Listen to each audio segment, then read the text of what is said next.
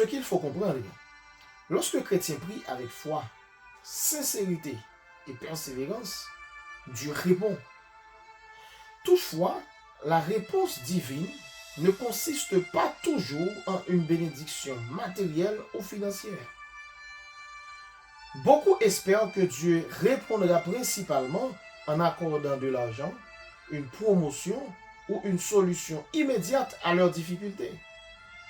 Pourtant, selon l'enseignement biblique, les premières réponses de Dieu sont souvent d'un ordre plus profond. 1. Le discernement et 2. La direction. La prière authentique place le chrétien dans la présence de Dieu, où son intelligence est éclairée et son cœur transformé. Dieu lui permet alors de mieux comprendre les situations qu'il traverse, les réalités de sa famille, les défis de son ministère et même les combats spirituels qui l'entourent. Comme l'affirme le psaume 119, le verset 130, « La révélation de tes paroles est claire. Elle donne de l'intelligence aux simples. » Ainsi, ce qui paraissait confus devient progressivement plus clair. Les circonstances difficiles ne disparaissent pas nécessairement immédiatement, mais le croyant commence à en discerner les causes, les enjeux et les leçons. L'exemple de Daniel illustre cette vérité. Par la prière et le jeûne, il reçut de Dieu une compréhension spirituelle concernant l'avenir de son peuple, selon Daniel chapitre 9, versets 2 à 23. La réponse divine fut d'abord une révélation avant d'être une délivrance. De même aujourd'hui, un parent qui prie sincèrement peut mieux comprendre les besoins profonds de ses enfants, tandis qu'un responsable spirituel peut discerner avec plus de sagesse les défis de sa communauté. La prière transforme donc notre regard et nous permet de mieux voir la situation à la lumière de Dieu. En outre, la prière est le lieu où Dieu accorde sa direction. Elle ne consiste pas seulement à présenter des requêtes, mais aussi à recevoir des orientations.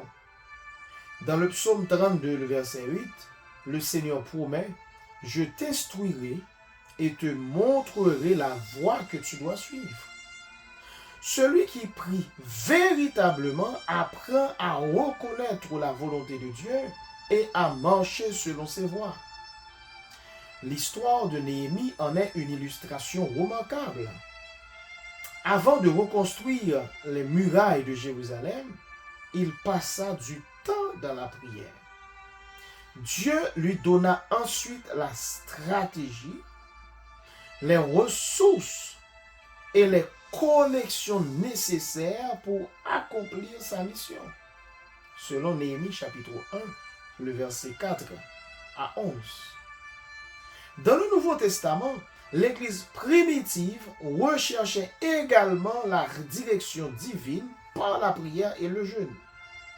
C'est ainsi que le Saint-Esprit indiqua l'envoi de Paul et de Barnabas pour l'œuvre missionnaire, selon Actes 13, versets 2 à 3.